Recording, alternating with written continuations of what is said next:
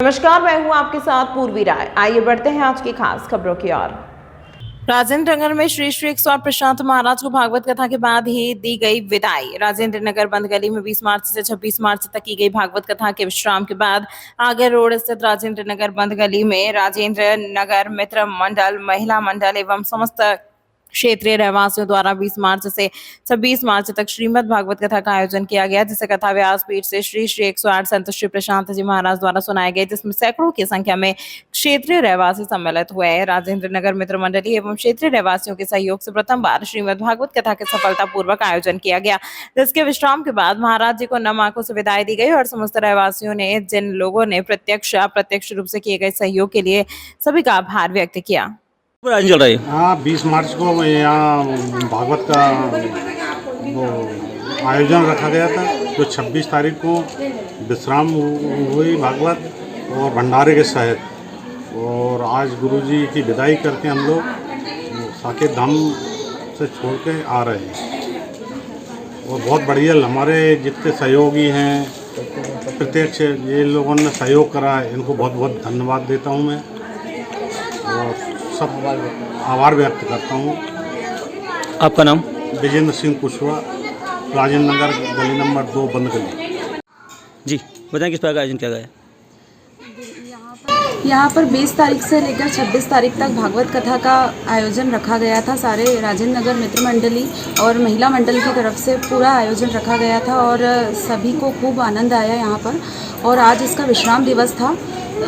7 दिवसीय भागवत कथा में सभी ने खूब आनंद लिया और मैं अंजलि भारद्वाज अपनी तरफ से और सारे राजेंद्र नगर मित्र मंडली की तरफ से सारे सभी लोगों का आभार व्यक्त करती हूँ, जिसने भी यहाँ पर मतलब सहयोग किया और बढ़ चढ़ के हिस्सा लिया, उनका सबका मैं दिल से आभार व्यक्त करती हूँ। आपका नाम एक बार? अंजलि भारद्वाज। बताएं किस प्रकार का आयोजन चला है यहाँ पे? किस प्रकार का आयोजन किया गया है?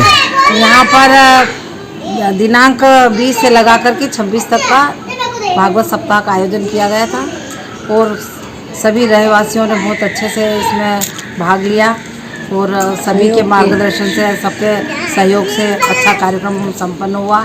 और आज जो है उस भागवत सप्ताह का विश्राम लिया गया और अगले वर्ष भी हम इसी प्रकार का इससे अच्छा करने का प्रयास करेंगे। यही सभी नागरिकों की, यहाँ के राजेंद्र नगर के लोगों की सबकी ऐसी मैं आशा शर्मा अपने इस राजेंद्र नगर क्षेत्र के सभी रहवासियों की तरफ से सबका आभार अभिव्यक्त करती हूँ। सभी का आभार। चलो आप।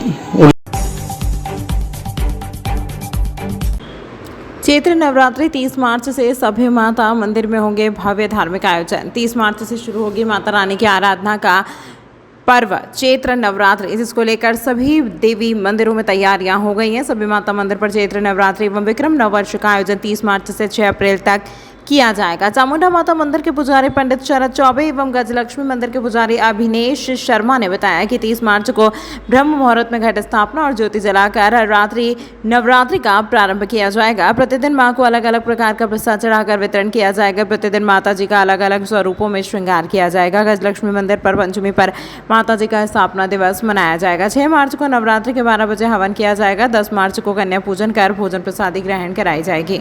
वह महापर्व आने वाला है जो कि चैत्र नवरात्रि का प्रारंभ है। उज्जैन की सभी देवी मंदिरों में धूमधाम से इस पर्व को मनाया जाएगा। सभी मंदिरों में नवरात्रि की सभी प्रकार की तैयारियां पूरी की गई है। उसी प्रकार गजलक्ष्मी मंदिर में भी साफ सफाई का कार्य पूरा किया गया है और मंदिर को विभिन्न प्रकार से सजाया जाएगा।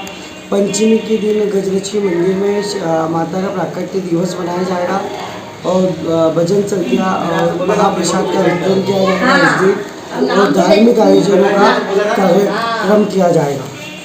अष्टमी के दिन रात्रि में माता का दूध से अभिषेक किया जाएगा और महायज्ञ त्रिकुंडी यज्ञ का आयोजन किया जाएगा।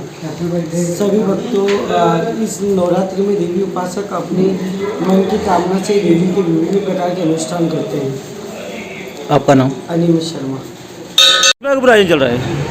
ये 30 तारीख से चैत्र प्रतिपदा नववर्ष गुड़ी पड़वा का शुभारंभ और चैत्री नवरात्र प्रारंभ इस उपलक्ष्य में सभी मंदिरों में साफ सुथरा सफाई भवन पूजन यज्ञ विकास का साधना 9 दिन होगी। चामुंडा माता मंदिर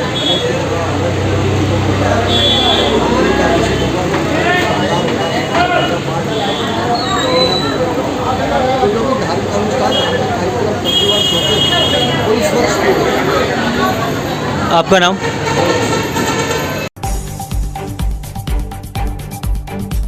नगर निगम का विशेष सम्मेलन आज आयोजित किया गया, जिसमें 25-26 का वार्षिक बजट पेश किया गया। इसमें 400 करोड़ रुपए का प्रावधान किया गया है। नगर निगम का विशेष सम्मेलन आज निगम मुख्यालय में आयोजित किया गया। अध्यक्ष निगम सभापति कलावती यादव ने की सम्मेलन में कार्य सूची में शामिल 5 प्रस्ताव पर चर्चा की गई। इस दौरान महापौर मुकेश टिटवाल ने वर्ष 25-26 वार्षिक बजट पेश किया गया, जिसमें 40 करोड़ रुपए से अधिक का प्रावधान किया गया है। महापौर मुकेश टिटवाल ने बताया कि बजट शहर विकास को देखते हुए बनाया गया है। वहीं नेता प्रतिपक्ष रवि राय एवं पार्षद पंडित अर्पित दुबे ने बजट पर टिप्पणी करते हुए इसे खोखला करार दिया है और बोले कि इस बार महापौर द्वारा पिछली बार से 3 गुना ज्यादा का बजट पेश किया है, लेकिन जब अभी तक पिछले बजट के ही कार्य नहीं किए गए और निगम की इनकम ही इतनी नहीं है तो बजट किस काम का। आज हमारे उज्जैन का नगर पालिका निगम का हमने बजट प्रस्तुत किया है। यह बजट हमारे उज्जैन की सभी आवश्यकताओं को दृष्टिगत रखते हुए, उज्जैन शहर की सभी जनताओं को दृष्टिगत रखते हुए, उज्जैन शहर के सभी नागरिकों की दृष्टिगत रखते हुए, उनकी सुविधाओं को दृष्टिगत रखते हुए आज ये नगर निगम का हमने बजट प्रस्तुत किया है। इस बजट में हमने सारे विषय लिए हैं जो हमारे उज्जैन की आवश्यकता है, चाहे हमारे सड़कों का चौड़ीकरण हो, सड़कों का निर्माण कार्य हो या सामुदायिक भवनों का निर्माण कार्य हो। विशेष करके हमारा उज्जैन धार्मिक रूप से जाना जाता है। यहाँ पे प्रतिदिन लाखों श्रद्धालु आते हैं। उन श्रद्धालुओं की सेवा के लिए किस प्रकार से हम कार्य कर सकते हैं, वो सारी चीज़ें हमने जोड़ी हैं। हमारे साधु संतों द्वारा, सभी के द्वारा विभिन्न अवसरों पर मांग उठती है कि शहर के अंदर जगह जगह जो मांस की दुकानें, मटन की दुकानें, मुर्गों की दुकानें, इन सबको हमने नगर सीमा के अंदर ही, नगर से बाहर रखने का हमने मार्केट बनाने के लिए 6.5 करोड़ रुपये का हमने प्रावधान रखा है। साथ ही हमारा उज्जैन एक धार्मिक नगरी है, यहाँ पे धर्म के कार्यक्रम हमेशा आयोजित होते रहते हैं। उनके लिए हमने भजन मंडलियों के समागम देने के लिए एक मंडली को 20-20 हज़ार रुपये देने का हमने प्रावधान किया है। साथ ही नव दुर्गा के अवसर पर जो पंडाल हमारे लगते हैं, जो बस्तियों में माता जी बिठाते हैं, उन सारी संस्थाओं को 5-5 हज़ार रुपये देने का हमने प्रावधान किया है। पर्यावरण की दृष्टिगत रखते हुए प्लास्टिक का उपयोग कम से कम हो, इसके लिए हमने बर्तन बैंक योजना हमने प्रारंभ की थी। उसमें जो शेष वार्ड बच गए हैं, उन वार्डों में भी बर्तन देने के लिए हमने मद रखा है। इसी प्रकार से निर्माण कार्य से लेकर के लोगों को शुद्ध पेयजल मिले। अभी हम देखने में आता है कि हर गली मोहल्लों में केन में पानी मिलता है, आरओ प्लांट लगे हुए हैं, लेकिन की कोई प्रमाणिकता नहीं रहती है। इसलिए हमने तय करा है कि जितनी हमारी पीएचई की पानी की टंकियाँ हैं, उन टंकियों के नीचे आरओ प्लांट लगाया जाए और उज्जैन वासियों को लागत मूल्य पर आरओ पानी उपलब्ध करवाया जाए। इसका भी हमने इसमें प्रावधान किया है। साथ ही हमारे जितने भी नगर के विकास कार्य हैं, उन सारे कार्यों के लिए पर्याप्त मात्रा में हमने बजट रखा है। यह बजट आज हमारा उज्जैन के नगर निगम का शायद अभी तक का सबसे बड़ा बजट है। 4000 करोड़ से अधिक का इसमें प्रावधान रखा गया है, जिसमें सिंहस्थ के सभी निर्माण कार्य भी इसको जो शासन से स्वीकृति हुई, उन सबको भी हमने इस बजट में लिया है।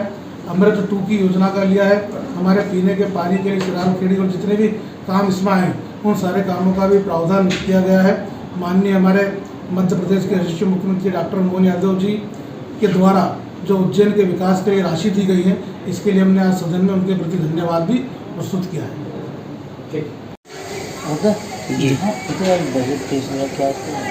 बजट जो बता रहे हैं पूर्व से आपकी बार 3 गुना बजट प्रस्तुत किया महापौर जी ने, मगर ये टोटल खोखला बजट है।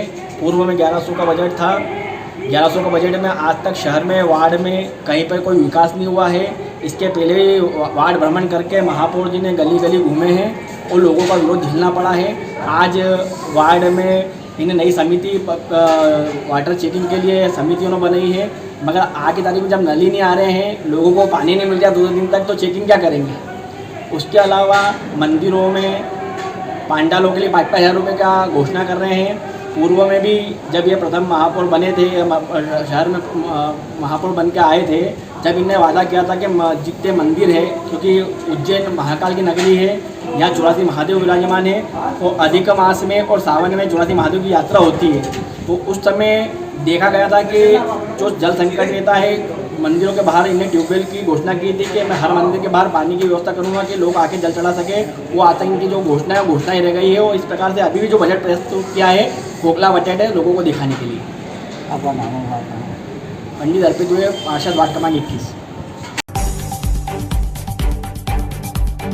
शनि का गोचर भारतीय वैदिक ज्योतिष में एक महत्वपूर्ण घटक मानी है जाती है। पूर्व की घटनाओं के देखें तो पाएंगे कि जब जब शनिदेव मीन राशि में आए हैं तब तक वैश्विक जलवायु, सामाजिक और राजनीतिक परिवर्तनों की लहर देखी और समझी जा सकती है। शनिदेव को कर्म फल दाता और संहारक ग्रह माना जाता है जो न्याय का कारक होता है। जब यह मीन राशि में गोचर करता है तो यह गहरे भावनात्मक और सामाजिक बदलाव लाता है। मीन राशि एक जल तत्व की राशि है जिसके स्वामी गुरुदेव बृहस्पति हैं। भारत में आने वाले वर्षों में विकास देखा जा सकता है। साथ ही साथ उत्तर पश्चिमी राज्यों में राजनीतिक अस्थिरता रह सकती है। जनता का ढोंगियों से विश्वास उठेगा एवं आध्यात्मिकता की ओर झुकाव देखा जा सकता है। उज्जैन पर प्रभाव, शहर में औद्योगिक क्षेत्र में वृद्धि होगी। साथ ही उत्तर पश्चिमी भाग में विकास होगा और आध्यात्मिक क्षेत्र के होने के कारण शहर की विश्व में लोकप्रियता बढ़ेगी। क्रिप्टो करेंसी और भारत सरकार द्वारा किया गया एक अभियान है जिसका उद्देश्य बेहतर ऑनलाइन बुनियादी ढांचे और इंटरनेट कनेक्टिविटी बढ़ाकर नागरिकों को अपनी सेवाएं इलेक्ट्रिक रूप से जन्म उपलब्ध कराना। करेंसी को बढ़ावा शनि मीन में तकनीकी वित्तीय सुधारों को जन्म देगा। बायोटेक और फार्मा इंडस्ट्री में नए आविष्कार, चिकित्सा क्षेत्र में नई दवाइयाँ और इलाज की खोजबीन होती है। सामाजिक और धार्मिक परिवर्तन, विश्व स्तर पर आध्यात्मिक जागृति एवं धार्मिक ध्यान और योग आंदोलन उभर सकते हैं। चैत्र शुक्ल प्रतिपदा जो हम नववर्ष प्रारंभ के रूप में देखते हैं, यहाँ पर घट स्थापना के रूप में माँ जगदम्बा का आगमन होने जा रहा है। और रविवार के दिन होने से जो मातेश्वरी का जो वाहन होगा वो हाथी रहेगा। ऐसे में सुख समृद्धि ऐश्वर्य के रूप में नवरात्रि का आगमन अच्छा माना जाएगा। 8 दिवसीय नवरात्रि इस बार मनाई जाएगी जो रामनवमी 6 तारीख को 6 अप्रैल के दिन रहेगी। इसमें इस वर्ष अगर देखा जाए तो जो शुभ योग के साथ में घट स्थापना हो रही है वह 73 कालीन जो समय रहेगा उस रूप में होगी। और आप सभी को नूतन नव वर्ष की हार्दिक मंगलमय शुभकामना। गुरुजी, नव वर्ष आ रहा है तो किस राशि में किस प्रकार का रहेगा ये?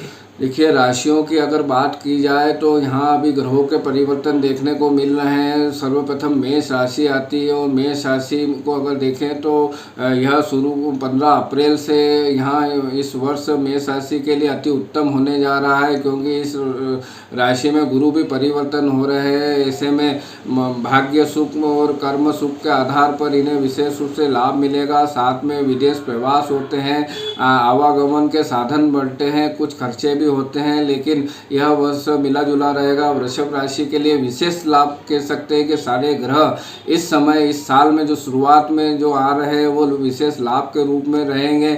मिथुन राशि को राज्य सुख प्राप्त होता है, वहीं कर्क राशि को भी भाग्य उन्नति के साथ में व्यापार व्यवसाय का विशेष लाभ मिलता है। सिंह राशि के लिए भी देखा जाए तो संतान पक्ष के उन्नति के साथ में जो रुके हुए कार्य होते हैं, इनकम ऑफ सोर्स के साधन बढ़ते हैं। कन्या राशि का भी यह वर्ष राज्य पक्ष के लिए विशेष फलदायी रहने वाला है। यहाँ तुला राशि के लिए भाग्य सुख के साथ में वैवाहिक जीवन सुख समृद्धि दायक रहता है। वृश्चिक राशि मिलीजुली असर रहता है, लेकिन यहाँ वृश्चिक राशि की भी शनि की ढैया उतर रही है, इसलिए यह वर्ष विशेष उत्तम संतान पक्ष के लिए देखा जा सकता है। वहीं धनु राशि के भी संघर्ष कर रहे हैं 3 महीने से, इसलिए यह वर्ष उन्हीं के लिए भी अति उत्तम होने जा रहा है।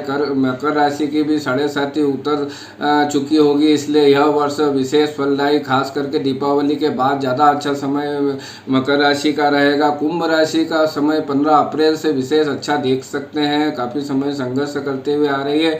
और इन सब में राशि में आखिरी राशि मीन राशि आ रही है, इसलिए मीन राशि में 5 ग्रहों का शुभ योग होना अति उत्तम कह सकते हैं कि सर्व सुख फलदायी सुख समृद्धि ऐश्वर्य प्राप्त होंगे। नमस्कार। इस अंक में फिलहाल इतना ही। अगले अंक में फिर मुलाकात होगी, तब तक के लिए नमस्कार।